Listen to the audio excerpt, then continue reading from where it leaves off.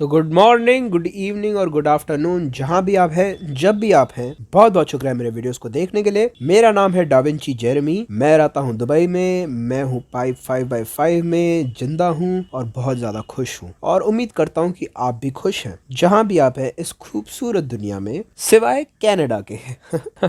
क्योंकि अगर आप कनाडा में हैं तो आपको पता चल रहा है कि तानाशाही कैसे चलती है। हम उसके बारे में बात करने वाले हैं। अगर आपको नहीं पता है मैं किस चीज के बारे में बात कर रहा हूं तो आपको आज के वीडियो में पता चलेगा, आज के एपिसोड में। और हम वॉरेन बुफे की भी बात करने वाले हैं क्योंकि खबर आई है कि वो क्रिप्टो में आ चुके हैं। क्या वो अपने पुराने सारे रूल्स को तोड़ रहे हैं?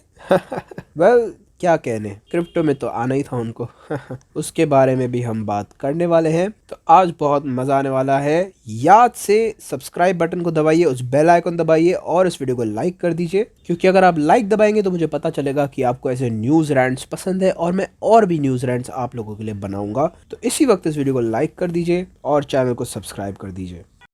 तो यहाँ पर आप हमारी पहली खबर देख सकते हैं कि कनाडा ने इमरजेंसी रूल्स बनाए हैं, जिससे जो वहां पर प्रोटेस्ट चल रही है, जो लोग प्रोटेस्ट कर रहे हैं, जितने भी वहां पर प्रदर्शनकारी है, उनको जो पैसा मिल रहा है उस पैसे का एक्सेस वो बंद कर रहे हैं, क्रिप्टो को इंक्लूड करके। क्रिप्टो भी वहां पर बंद हो रहा है। यहाँ नीचे लिखा है कनाडा के जो प्राइम मिनिस्टर है जस्टिन ट्रूडो, उन्होंने 1988 के इमरजेंसी एक्ट को यहाँ पर लागू किया है, जिससे जितने भी प्रदर्शनकारी है उनका एक्सेस पैसों का और क्रिप्टो बंद हो जाएगा। तो मैं बताता हूँ कि कनाडा में हो क्या रहा है। तो कनाडा में जब से कोविड-19 हुआ है तब से कुछ ऐसा एक ग्रुप है प्रदर्शनकारियों का जो ये कहते हैं कि वो वैक्सीन नहीं लेना चाहते, और उन प्रदर्शनकारियों का ये कहना है कि जो वैक्सीन है वो काम नहीं करती। और ये प्रूव हो चुका है कि वैक्सीन काम नहीं करती, क्योंकि केसेस अभी भी बढ़ रहे हैं। इन देशों में सारे लोगों को वैक्सीन लग गई है, फिर भी कोविड के केसेस बढ़ रहे हैं। तो प्रदर्शनकारी ये कह रहे हैं कि अगर कोविड की वैक्सीन काम नहीं कर रही है तो फिर हम वैक्सीन क्यों लें।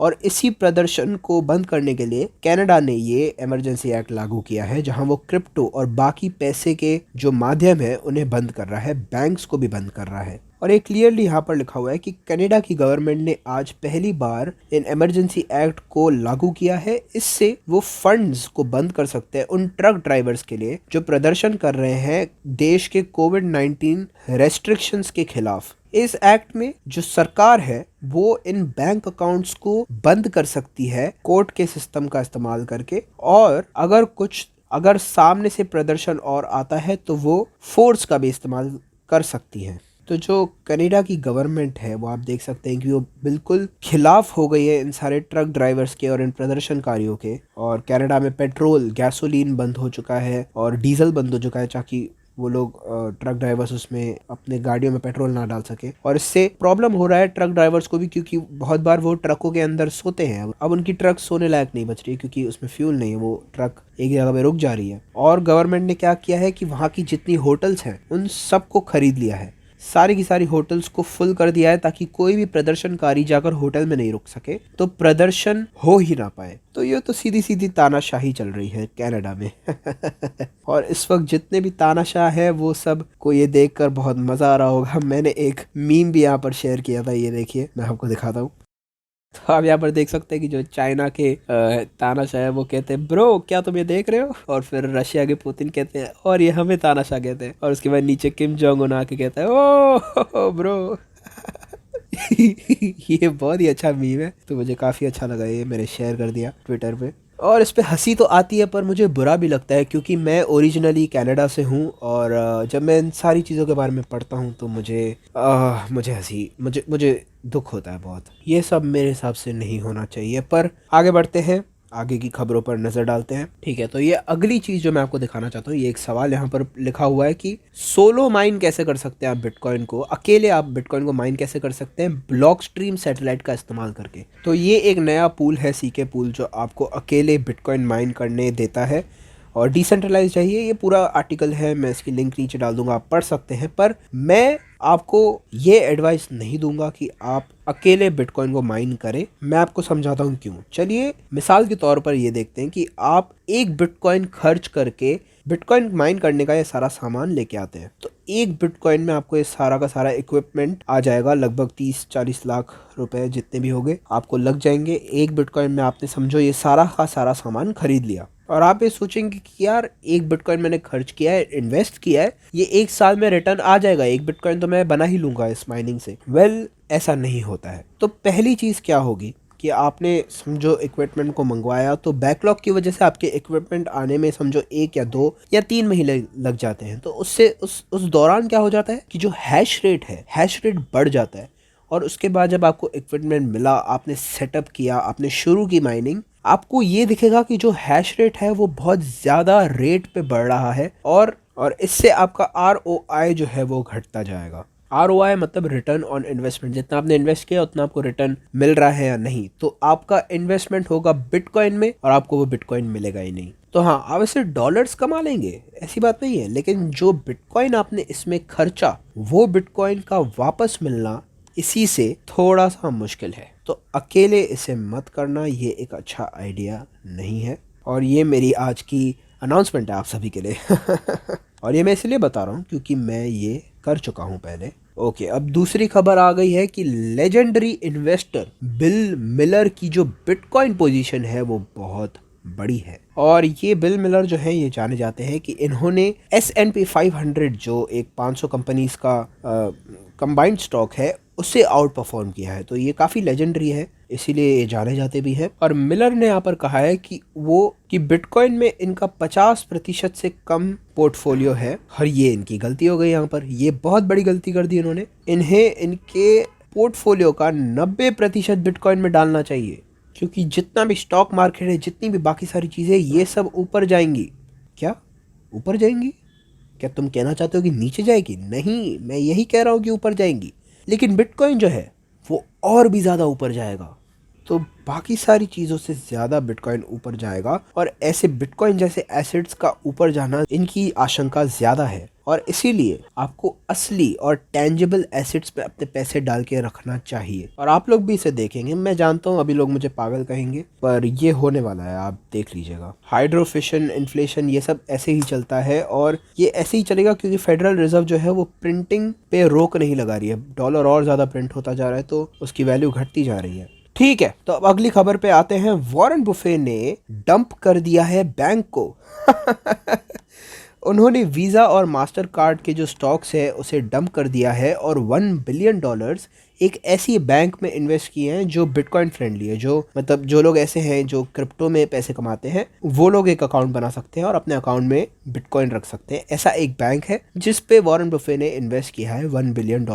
तो अगर वॉरेन बुफे ने इस बैंक में इन्वेस्ट किया है तो उसके पीछे एक कारण होगा, राइट? क्योंकि ये बैंक जो है वो फ्यूचर है। बाकी बैंक्स के स्टॉक्स नीचे जाते रहेंगे जबकि इस बैंक के स्टॉक ऊपर जाते रहेंगे, क्योंकि क्रिप्टो जो है वो फ्यूचर है, वो भविष्य है। तो वॉरेन बफे बहुत ही ज्यादा होशियार इंसान है, काफी चतुर इंसान है, वो आगे की सोचते हैं वो। ओके, तो अब अगली खबर पे आते हैं। जस्टिन यूट्यूब एक ऐसी चीज पे काम कर रहा है जिससे NFT और जो डिजिटल कंटेंट की ओनरशिप है वो और सेफ हो जाएगी सभी के लिए। तो YouTube जो है वो इस वक्त एक सरकार की तरह काम कर रहा है। तो जब सरकार आपसे कहती है कि मैं सारी की सारी चीज़ों को सुरक्षित बनाने वाला हूँ, तो उसका क्या मतलब होता है? तो उसका मतलब ये होता है कि वो उसकी एग्जैक्ट ऑपोजिट चीज़ करेंगे। तो YouTube यहाँ पर ऐसा करेगा, अगर आपने हमें पिस ऑफ किया तो हम आपकी NFT छीन लेंगे, पर आप अपनी NFT यहाँ शो ऑफ कर सकते हैं। वो इसे बहुत अच्छा बनाएंगे और काफ़ी खूबसूरत बनाएंगे। आप रेजिस्ट नहीं कर पाओगे, इतना अच्छा बनाएंगे, लेकिन आखिर में कुछ ना कुछ तो ये गलत करेंगे ही, क्योंकि ये सिर्फ एक क्लेम है कि NFT को सुरक्षित बनाए। तो जब भी ऐसा होता है, याद रखिएगा दोस्तों, जब भी ऐसा होता है कि आपसे कोई कहे मैं आपको सुरक्षित बनाऊंगा लेकिन आपका फ्रीडम चला जाएगा, तो याद रखिएगा आपका फ्रीडम भी जाएगा और आपकी सेफ्टी भी जाएगी। ये इतिहास से हमेशा से होता आया है, इस बार भी मेरे ख्याल से यही होगा। अब अगली खबर यह है कि सैमसंग ने एक नया क्रिप्टो वॉलेट और स्टोरेज शुरू की है अपने नए S22 स्मार्टफोन में। और पहले तो मुझे अच्छा लगा ये आर्टिकल, लेकिन जब मैं पढ़ रहा था और तो यहाँ नीचे एक चीज़ आई जो मैंने पढ़ी, वहाँ मेरा दिमाग खराब हो गया। यहाँ पर ये दिया हुआ है कि बहुत कम इन्फॉर्मेशन है कि क्रिप्टो को आप फंक्शन कैसे करेंगे, टोकन्स कैसे खरीदेंगे, इसके बारे में ज़्यादा कुछ बात नहीं हुई है। और सैमसंग के जो 10 फरवरी को हुआ था, सैमसंग का जो 10 फरवरी को अनाउंसमेंट हुआ था, उसमें इसके बारे में कुछ बात नहीं हुई थी। तो इससे मुझे ऐसा लगता है कि ये लोग बस मार्केटिंग का खेल खेल रहे हैं, जिससे ये क्रिप्टो के और लोगों को ये फ़ोन बेच सके, मेरे ख्याल से ये बस मार्केटिंग का खेल है और कुछ भी नहीं। मुझे नहीं लगता ये लोग क्रिप्टो के लिए कुछ भी ऐसा करेंगे। ठीक है, अब अगली खबर है, गाला गेम्स जो है ये $5 बिलियन NFT को एक्सपांड करने में लगा रहे हैं। ठीक है, तो मुझे समझ में आता है कि एक वीडियो गेम है और मैं समझता हूँ NFTs का भी पॉइंट मैं सब समझता हूँ, पर इन लोगों के पास बहुत सारे पैसे हैं। मैं गाला में पैसे इन्वेस्ट करना चाहता था पर अब मैं नहीं करूँगा, क्योंकि ये पानी की तरह अपने पैसे बहा रहे हैं, ये यहाँ वहाँ पैसे दे रहे हैं और मुझे नहीं लगता इनके पास एक कोई अच्छा प्लान है। अब ये देखिए, तो यहाँ लिखा हुआ है कि ब्लॉकचेन गेमिंग के जो स्टूडियो है गाला गेम्स, वो 5 बिलियन देने वाले हैं NFT ऑफरिंग्स में, और इसमें से 2 बिलियन जाएगा गेम बनाने में, 1 बिलियन जाएगा स्टूडियो के म्यूजिक बनाने में, और $1 बिलियन जाएंगे मूवीज बनाने में, कोई पिक्चर बनाएंगे ये लोग, और लास्ट में गाला का एक थीम पार्क बनेगा जो बनेगा $1 बिलियन में। तो ये लोग $5 बिलियन दे रहे हैं। पता नहीं यार ये लोग क्या कर रहे हैं। मतलब गेम आप प्रोड्यूस कर रहे हो ठीक है, लेकिन आपकी गेम बहुत ज़्यादा अच्छी होनी चाहिए अगर आप इतना पैसा लगा रहे हो तो। मतलब ऐसी वैसी गेम अगर आपने प्रोड्यूस कर दी तो उसका कुछ फ़ायदा नहीं होगा और पैसे डुबा देंगे ये सबके। और जब से इन्होंने इतना पैसा बनाया है, मुझे नहीं लगता इन्होंने कुछ भी ऐसा अच्छा प्रोड्यूस किया है लोगों के लिए। मैंने तो कुछ नहीं देखा है मार्केट में, आपने देखा है तो कॉमेंट करके बताइए। और मुझे ये नहीं समझ में आता है, क्योंकि जब मैं इनके चार्ट पे भी देखता हूँ तो मुझे मैनिपुलेशन दिखती है, सीधा सीधा दिखता है कि ये चार्ट मैनिपुलेट हुआ है। ये बिल्कुल एक मैनिपुलेटेड चार्ट है। मतलब यहाँ देखिए, यहाँ पे ऐसा लग रहा था कि ये कोलैप्स करने वाला है, नीचे आ रहा है, उसके बाद पता नहीं अचानक क्या हुआ, इतना ज़्यादा पंप आ गया, चार्ट कहाँ पहुँच गया। तो इनकी इंटरनली ये मैनिपुलेशन चल रही है, मैं बता रहा हूँ आपको। तो मैं आपको ये प्रूफ करके दिखाता हूँ। यहाँ पर मैं आर्टिकल देखता है, आर्टिकल है 8 फरवरी का और ये पंप आया है 5 फरवरी को। तो इंटरनली किसी को तो पता होगा ना कि 8 फरवरी को ये होने वाला है, तब ये पंप आ गया ताकि लोग और इन्वेस्ट करें, ये प्राइस ऊपर चला गया अचानक से। ये सीधी सीधी मैनिपुलेशन है दोस्तों।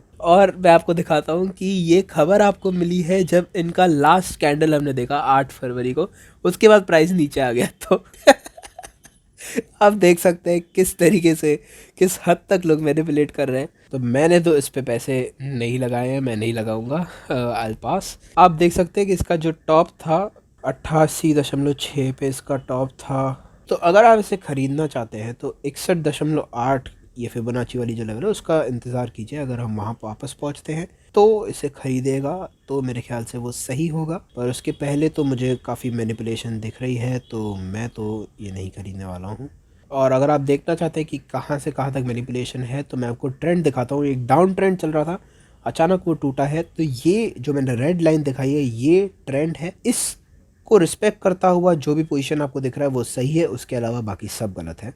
तो कोई भी ट्रेंड हो सकता है इनमें से, जो मैंने 2-3 ट्रेंड्स दिखाए आपको, लेकिन ये एक डाउन वन ट्रेंड है, नीचे की तरफ चल रहा है। तो हाँ, इस टोकन के लिए तो मैं यही कह रहा हूँ। और मुझे नहीं लगता है कि ये टोकन इतना अच्छा परफॉर्म करेगा। हो सकता है मैं गलत हूँ, मैं पहले भी गलत हो चुका हूँ। मेरी बात सुनकर कोई भी फैसला मत लीजिएगा, अपनी रिसर्च खुद कीजिए। और बट मैं ये कहूँगा कि ये तब तक ऊपर नहीं जाएगा जब तक ये लोग कुछ अच्छा प्रोड्यूस नहीं करते, जब तक ये लोग कुछ अच्छा कंटेंट या कोई गेम नहीं बना लेते, तब तक मुझे नहीं लगता है कि ये इतना ऊपर जाने वाला है इसका चार्ट। हाँ, पर अगर मैं गलत हूँ, आपको कुछ और लगता है तो मुझे कमेंट करके बताइए कि आपका क्या सोचना है इस बारे में। पर हाँ, आखिर में मैं यही कहूँगा, बिटकॉइन को होल्ड ऑन करके रखिए। बिटकॉइन सही है। ऑल्ट कॉइन में क्योंकि एक बेयर मार्केट चल रहा है तो बिटकॉइन को होल्ड करना आपके लिए बेस्ट ऑप्शन होगा। हो सकता है मैं गलत हूँ, लेकिन दोस्तों अगर आप बिटकॉइन होल्ड करेंगे आखिर में सबसे खुश इंसान आप ही होंगे, क्योंकि बिटकॉइन असली है, बिटकॉइन यहाँ रहने के लिए आया है और आपको उसका हिस्सा बनना पड़ेगा। चीयर्स।